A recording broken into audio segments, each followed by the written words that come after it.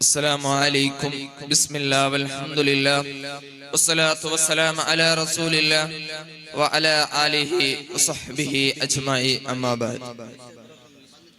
ബഹുമാനവും ആദരം നിറഞ്ഞ ഉസ്താദുമാർ, ഇവിടെ ഒരുമിച്ച് കൂടി എന്റെ പ്രിയപ്പെട്ട മുതഅല്ലിമ സുഹൃത്തുക്കൾ, പ്രിയമുള്ളവരെ, സാമൂഹിക മാധ്യമങ്ങളുടെ സ്വാധീനം, പുതുതലമുറയുടെ ചിന്താഗതിയും പ്രവർത്തനം എന്ന സമകാലിക വിഷയം വളരെ യോജിക്കും തന്നെയാണ്.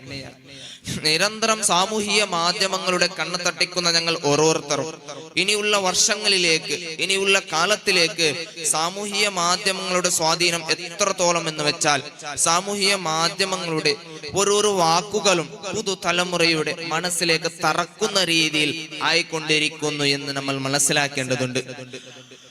സത്യം കള്ളൻ ചെറുപ്പിട്ട് വരുമ്പോഴേക്കും ലോകം ചുറ്റി വരുമെന്ന് സാമൂഹിക മാധ്യമങ്ങളുടെ ഒരു വിമർശനാത്മകമായി കാണുമ്പോൾ, അതായത് സത്യം എന്നുള്ളത് ഒരു ഭാഗത്ത് നിൽക്കെ, കള്ളം എന്നുള്ളത് വളരെ വ്യാപിച്ചു കൊണ്ടിരിക്കുന്നു, വളരെ പെട്ടെന്ന് തന്നെ മാറിക്കൊണ്ടിരിക്കുന്നു, എല്ലാ തലങ്ങളിലേക്ക് എത്തുന്ന രീതിയിലുള്ള പ്രവർത്തനമാണ് ഇന്ന് സാമൂഹിക മാധ്യമങ്ങൾ ഇന്ന് കണ്ടുകൊണ്ടിരിക്കുന്നത്.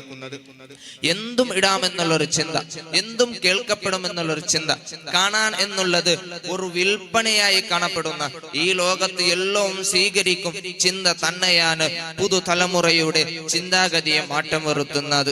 എന്തിട്ടാലും എനിക്ക് വ്യൂസ് ഉണ്ടാകും, അതായത് എനിക്ക് എന്തും ഇടാം. അതുകൊണ്ടാണല്ലോ ഒട്ടേറെ വീഡിയോകളും റീൽസുകളും പല രീതിയിലുള്ള പല തരത്തിലുള്ള വീഡിയോകളായി മാറിക്കൊണ്ടിരിക്കുന്നത്. പക്ഷേ ഈ സോഷ്യൽ മീഡിയയുടെ, ഈ സാമൂഹിക മാധ്യമങ്ങളുടെ സൽവരികളെ നോക്കിയാൽ ഒട്ടേറെ എടുത്തു പറയാനുള്ളതുണ്ട്. അബ്ദുറഹീമിന്റെ വിഷയത്തിൽ കാണിച്ച ഐക്യം ചെറുതല്ല.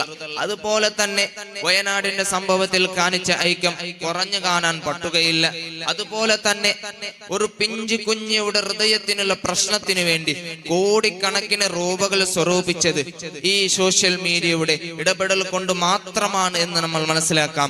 കാരണം അത്രത്തോളം സ്വാധീനം ഇന്ന് സോഷ്യൽ മീഡിയയിൽ ചേർത്തുമ്പോൾ നമ്മൾ മനസ്സിലാക്കേണ്ടത്, അമേരിക്കൻ പ്രസിഡന്റായ ഡൊണാൾഡ് ട്രംപ് ജയിച്ചത് വ്യാജ വാർത്തകൾ കൂടിയാണ് എന്ന് കണക്കുകൾ പുറത്തുവിടുമ്പോൾ ഇവിടെ നമ്മൾ മനസ്സിലാക്കേണ്ടത്, സോഷ്യൽ മീഡിയ മൂലം നന്മകൾ മാത്രമല്ല ഒട്ടേറെ ദുഷ്ടപ്രവൃത്തികളും അതിൽ നിന്ന് ഉണ്ടായിത്തീരുന്നുണ്ട് എന്ന് നമ്മൾ മനസ്സിലാക്കേണ്ടതുണ്ട്.